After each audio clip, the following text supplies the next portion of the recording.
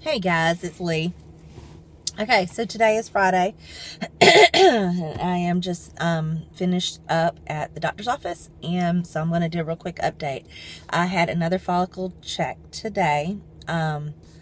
Today is Monday, Tuesday, Wednesday, Thursday, Friday, Saturday, Sunday, Monday, Tuesday, Wednesday, Thursday, Friday. Today is cycle day 12, and my 11th night of shots was last night at 150 gonal F IUs. So last time I came, they couldn't see the right, and the left had like a 9-ish and like a 7, I think. I can't remember. Isn't that terrible?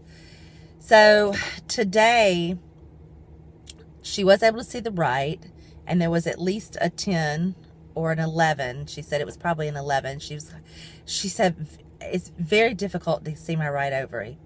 I don't know what the deal is. And then on the left, there was an 11 and like a 9, I think. So it's not great news, but it's not the worst news. What is happening, one, she seems to think that I just got a slow start because I was really sick last week and I was running a little low-grade temperature and things like that, and that my follicles are going to develop, but because I'm trying to grow 2 or 3 at a time, that maybe they're just going to be slow developing. So she said she felt positive about today's visit. It's certainly not the news I would have liked to have had. I would have loved to have gone in there and had at least 2 13, 14, 15 size follicles, but that's not the case. So 2 11s and maybe a 9 is what we're working with. I would be more than happy if I come back next week and those 2 11s have grown to 15 or 16. I have enough medication. I have 1 more pen left, and I have enough for 5 more doses of 150.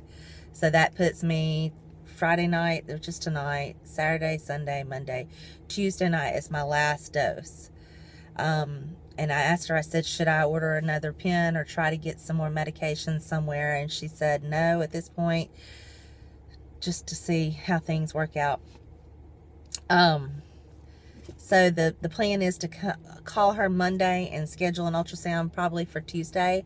She wants me to kind of monitor my body through the weekend. I have been feeling a little bit down there, but I've been working out this week and I have some pretty sore abs, so it's hard to differentiate what's what.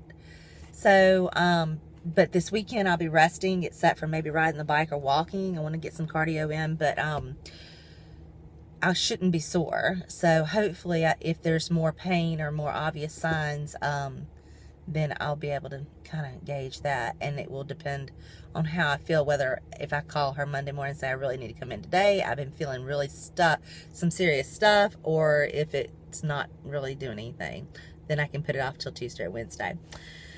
So that's where we are. There was some other interesting things on the ultrasound. I need to draw, so I'm gonna hang up.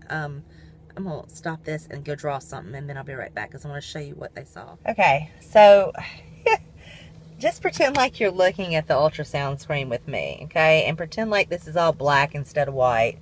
And the black that you're seeing is kind of what you would see on the screen. In the center of my ultrasound, when I was looking up at the TV, you could see my lining right here. Hang on, I'm trying to hold the camera to do this. You could see my lining, and you could see the kind of the stripes, and she was measuring it, and it all looked great here. But the other day, down here, was this really weird ring. And I said, oh, did you see that? And she was like, no, what? And so she went back over, and she's like, oh, yeah, that looks like air. So I thought, well, maybe I just had some intestinal air or something like that. Well, today, it was there. And it was even more obvious. And y'all, I swear, it reminded me, like, this was dark and this white was like, this was an object, is what it looked like. It reminded me of a very early embryo. And I'm not pregnant. I'm not saying that at all.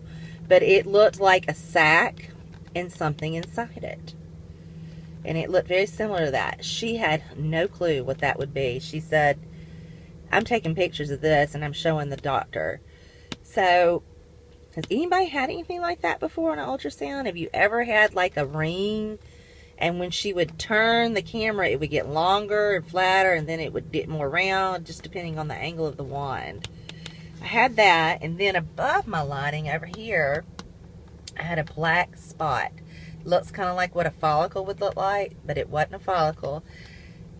And I asked her, I said, could this be a fibroid? She said it could, but she's not going to say that. She said, but it could be, but she wanted to show the doctor that spot too. So it was very odd, I have to tell you. I have no idea what that would be. My lining looked good and all that. Hang on, I'm going to switch my camera back around. All right, so yeah. So it was a very strange ultrasound. It's like nothing this cycle has gone normal. There's weird things on the ultrasound. The follicles aren't growing like they're supposed to. I feel in my gut that it's really a fluke. So we got to talking about IVF, and I shared with you that that I had a friend who is seeing my old doctor. I said this on Facebook, and she said that the nurse there said that this RA that I'm going to does not put you to sleep for IVF. And so I wanted to ask her about that, because I really wanted to know. And I also, that's why I asked you on Facebook, I wanted to know, what's the standard? What do most people do? And so she told me that they do not put you into general anesthesia completely asleep. They put you in what's called, I wish I could remember the word, something sedation. It's like twilight. That's what she said. She said people will talk to you or might talk through the retrieval, but they don't remember it when they're done. So that was the answer to that question. But anyway, we started talking about IVF, and you know, my RE had said he really thought we should do PGD, but the nurse said that PGD doesn't have to be done, and that we could actually do a full IVF cycle for just the $7,000. That is everything but the meds. I would need, she said, he would most likely start me, if I did IVF, it would be on 300 IUs of Minipur and 300 IUs of either Gonal F or Follistim, because they're interchangeable, whatever I could get. So she was explaining to me, I didn't really understand what Minipur did, but it's just more, but it works a different way because it works through your pituitary gland. Sort of kind of like Clomid does, but on a different level. So that made me feel good, because I'm sitting here freaking out because 150 IUs of Gonal F didn't work. But in reality, I would be taking 600 IUs of something for IVF.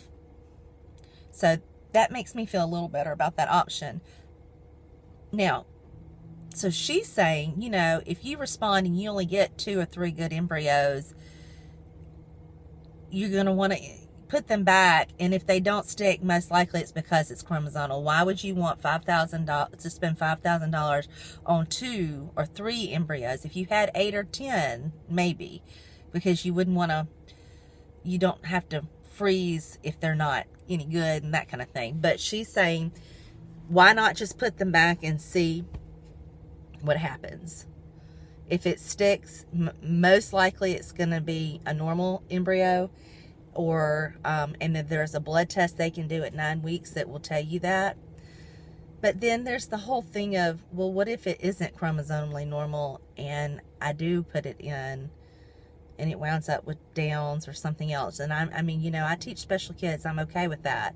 But if I was told an embryo had Downs before I implanted it, there's more freedom, and you know, you don't necessarily have to implant that one, versus you just going to implant them, and then if you have it, you have it. I mean, and there's no, I don't do abortion, there's no getting rid of it. I would take that child and love it for the rest of my life.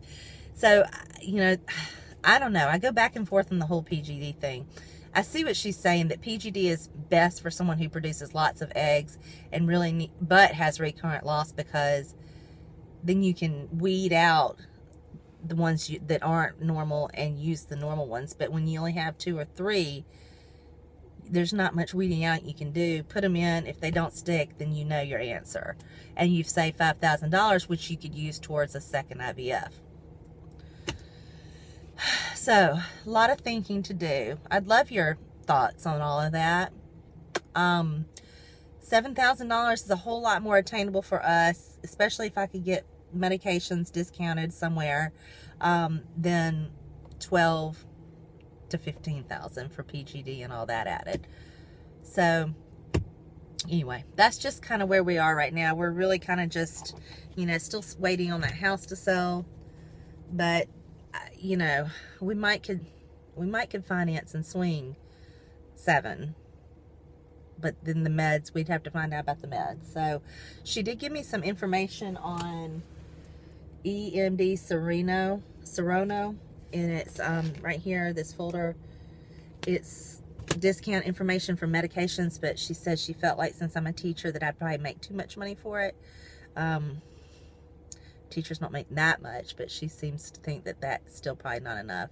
I mean, that's probably too much. So I'm going to call them and see what they say, but I don't know where that will lead. I seriously doubt I would qualify for free drugs. Wouldn't that be a miracle? If that was the case, then that would be even better. So I'll keep you posted on all of that. I'm just talking right now. I'm just thinking out loud, but I'm just sharing my thoughts with you. And I will keep you posted about what happens next week. But throw me your thoughts on IVF and PGD and all of that. I'm really curious. So, all right, guys, y'all have a great weekend. It is Friday, so I'm going to go home and chill and enjoy the weekend, and we will talk with you next week. Love y'all. Bye.